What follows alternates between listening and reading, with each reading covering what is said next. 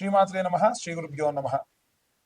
తదుపరి వృషభ రాశి మార్చి 15 నుండి ఏప్రిల్ 15 వరకు ఈ యొక్క సూర్యగ్రహ మీన సంక్రమణం జరుగుతున్న కాలమునందు సూర్యుడికి చాలా చాలా అనుకూలమైనటువంటి సమయము, అనుకూలమైనటువంటి ప్రదేశము. కానీ సూర్యుడితో పాటు శనిగ్రహ సంచారం కూడా వెనకాలే ఉంది, కుంభంలో ఉంది. ఇప్పుడు అది మీనంలోకి ప్రవేశించేటువంటి సమయం కాబట్టి నేను ఇప్పుడు చెప్పినటువంటి సమయంలో ప్రథమార్థంలో అంటే 15 నుంచి 19, 25 ఈ ప్రాంతం వరకు, మార్చి 15 నుండి 25 ప్రాంతం వరకు బాగానే ఉన్నప్పటికీ అన్ని వర్గాల వారికి ఆ తర్వాతి కాలంలో మాత్రం జాగ్రత్తగా ఉండండి.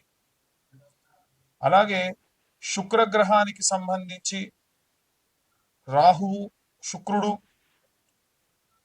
బుధుడు, చంద్రుడు వీరంతా కూడా ప్రయాణమయ్యి ఈ యొక్క మీనంలోకి వస్తున్న కారణం వల్ల మిశ్రమ ఫలితాలు అధికంగా గోచరిస్తూ ఉన్నాయి.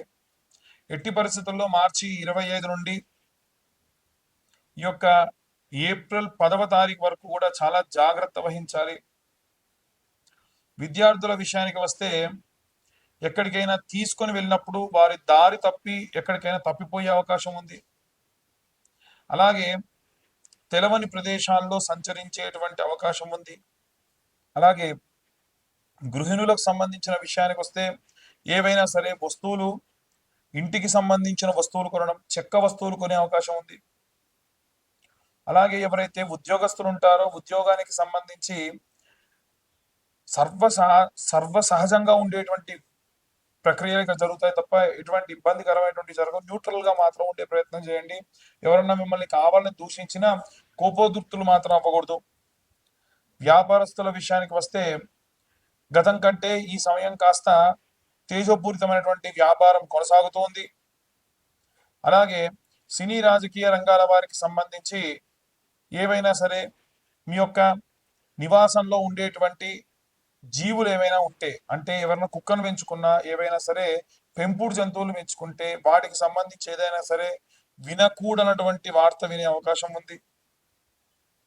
ఎప్పుడైనా గుర్తుంచుకోండి, ఇంట్లో ఉండేటువంటి యజమానికి ఏదైనా ఆపద జరగబోతుంది అంటే ఇంట్లో ఉన్నటువంటి పెంపుడు జంతువుల మీద ముందు ప్రభావం ఉంటుంది.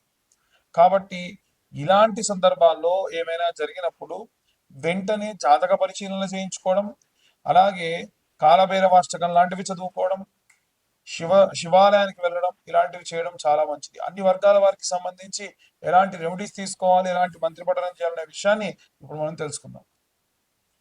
అన్ని వర్గాల వారికి సంబంధించి ముఖ్యంగా విద్యార్థులు, గృహిణులు, అలాగే ఉద్యోగులు, వ్యాపారస్తులు అందరికీ సంబంధించి ఎలాంటి రెమెడీస్ పాటించాలి విడివిడిగా తెలుసుకుందాం.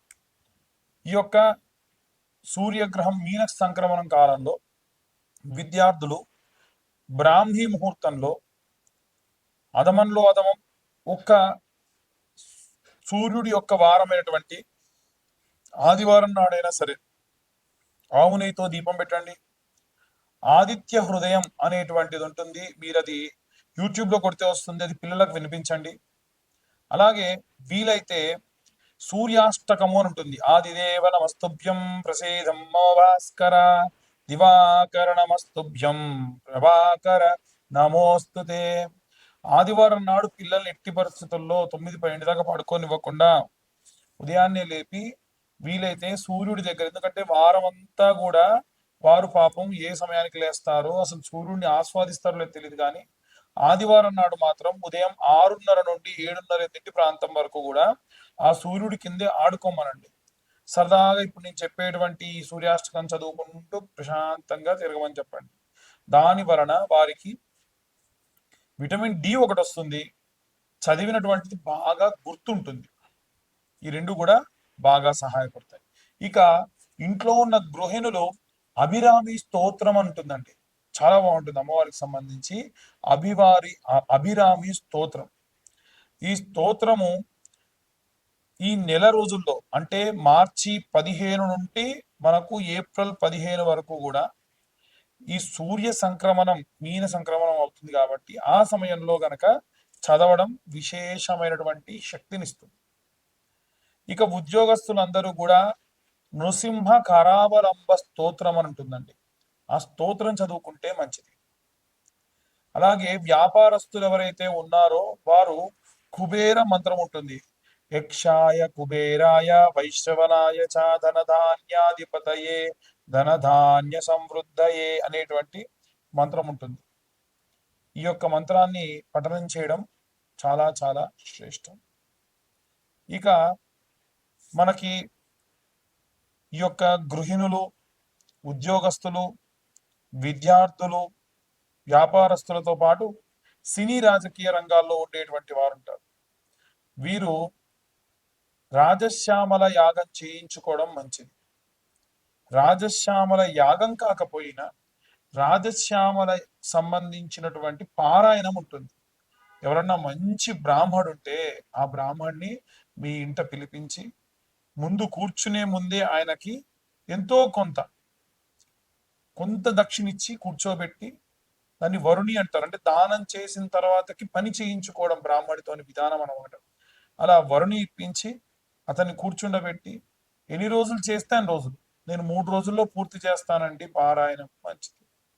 ఏకాదశం చేస్తాం, 21 చేస్తాం, 41 సార్లు చేస్తాం, దాన్ని బట్టి సమయం ఉంటుంది. ఆ విధంగా రాజశ్యామలకు సంబంధించినటువంటి దేవతకు సంబంధించినటువంటి పారాయణం చేయించుకోండి.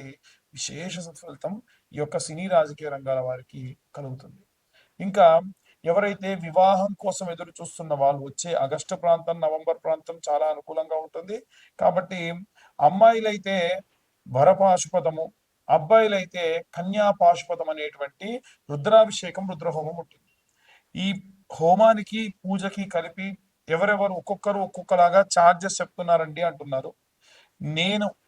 నేనైతే చేసేది ఒక 12 నుంచి 15 వేలలో పూజ సామాగ్రి అంతా మేమే తీసుకొచ్చి ఈ యొక్క పాశుపత హోమము, పాశుపత అభిషేకము చేస్తున్నాం. ఇక ఎవరికైతే డివర్స్ కేసులు కానీ, కోర్టు కేసులు కానీ, గొడవలు కానీ విపరీతంగా ఉండి మా వల్ల కావట్లేదు అండి అనుకున్న వాళ్ళు సామూహికంగా వీలైనా సరే చండీ హోమాలు చేయించుకోండి. ప్రతి అమావాస్యకి కూడా మేమే చండీ హోమాలు చేయిస్తున్నాం. ఆసక్తి కలవారు కేవలం 1016 కడితే సరిపోతుంది. సామూహికంగా జరిగే చండీ హోమాలు చేసుకోవచ్చు. అలాగే ఎవరికైనా సరే వారంతటి వారు ఇంట్లో కానీ లేదంటే దేవాలయంలో చండీ చేసుకోవాలన్నా చేయించుకోండి. దగ్గరలో ఉన్న బ్రాహ్మణుని సంప్రదించవచ్చు. అలాగే ఎవరైతే ఈ యొక్క విదేశాలకు వెళ్ళాలనుకుంటున్నారో వీరు కూడా అరుణ పారాయణం చేయించుకోండి. అరుణ పారాయణం చేయించుకోవడం వల్ల విదేశాలకు వెళ్ళాలన్న కోరిక తీరుతుంది, విదేశాల్లో ఉద్యోగం కోరిక తీరుతుంది. ఆన్ సైట్ వెళ్ళే వాళ్ళు కూడా అరుణ పారాయణం చేయించుకోవడం చాలా మంచిది. పిల్లల దగ్గర లేకుండా వృద్ధాప్యంలో ఉన్న వాళ్ళు వీలైనంత వరకు కూడా దక్షిణామూర్తి స్తోత్రము, సాయంత్ర సమయంలో కాలభైరవాష్టకం చదవడం చాలా చాలా చాలా మంచిది.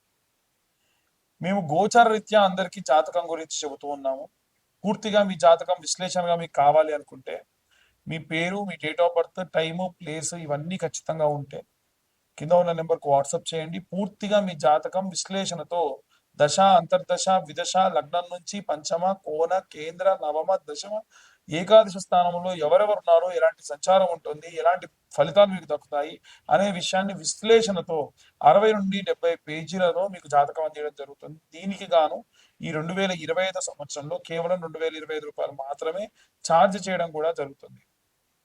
ఈ యొక్క జనులందరూ కూడా చాలా మంది నరఘోష, నరపీడితముల వల్ల ఇబ్బంది పడుతూ ఉన్నారు.